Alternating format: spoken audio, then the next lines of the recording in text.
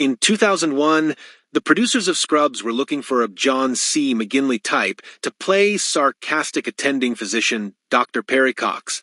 I auditioned 5 times to play the John C. McGinley type. John C. McGinley tells closer. That always seemed curious to me. Of course, he eventually got the job, and John co-starred on the popular hospital set comedy for 9 seasons. This month, John stars in Holidazed, a limited comedy series from Hallmark that follows 5 families who live in the same Oregon cul-de-sac as they experience all the joy and stress of the holiday season. Each house is a study in dysfunction around the holidays. He explains, "Our house is just insane. It's really very funny. Tell us about the character you play in Holidazed." Chuck is a guy whose children are adults and he's feeling less and less relevant. So he rages.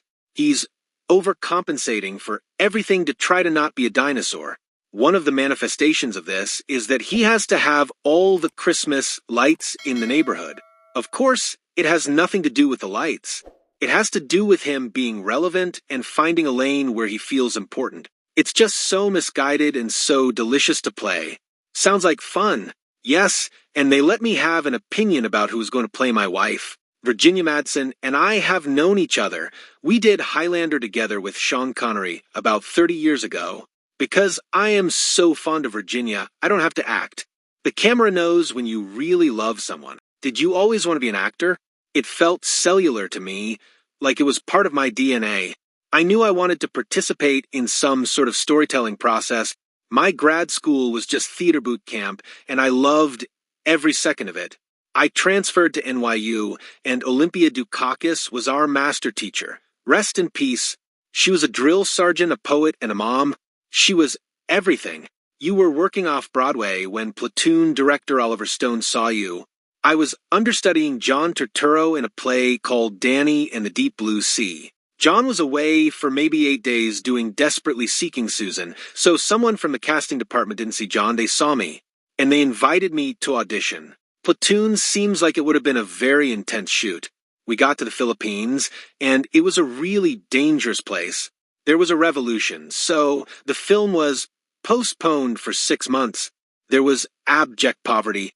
There were 12-year-olds walking around with AK-47s. The only thing that was safe was to go to work. Oliver Stone put all that in front of the lens, all that acrimony, anxiety, and confusion. Who have been some of your most influential co-stars?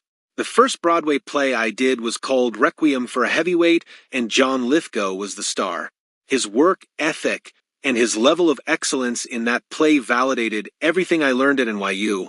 It threw down the gauntlet to try to approach how magnificent Johnny was and is. How about in films? John Cusack and I were down in Durango, Mexico, doing Fat Man and Little Boy. We got to be with Paul Newman for almost 4 months. Sometimes you have a mental picture of who you want someone to be, and it can be a recipe for disappointment. Not with Paul. He was exactly who you wanted Paul Newman to be. That's so great. The set was in Los Alamos, about 35 minutes out of the town of Durango. The way up to this mesa, where the set was called the Road of Death. We found out that Paul was driving himself up there every day, so Johnny and I were like, "Can we ride with you?"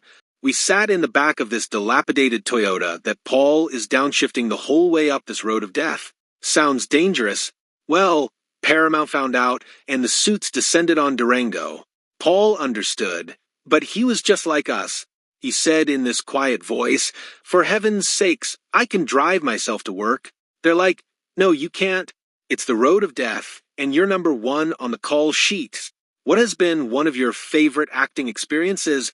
The greatest experience of my life was doing a revival of Glengarry Glen Ross on Broadway with Al Pacino, Bobby Cannavale, and David Harbour. It's the hardest play on the planet because the language is so circular and repetitious. The show was just watertight, and that ensemble were just titans. My proudest moment was being able to do 125 performances of Glengarry. Have you made many sacrifices for your career? That's a really salient question, because I did pivot quite a bit after COVID and the writers' and actors' strikes. I realized I really like being home. I'm Papa Bear around here. I'm Daddy the driver, and I like it. So, a reverse thing has happened. Instead of work pulling me away from the family, I've pulled away from work quite a bit. It's not born of arrogance. I just don't want to go and do certain things anymore. Do any of your 3 kids have an interest in acting? No, 0.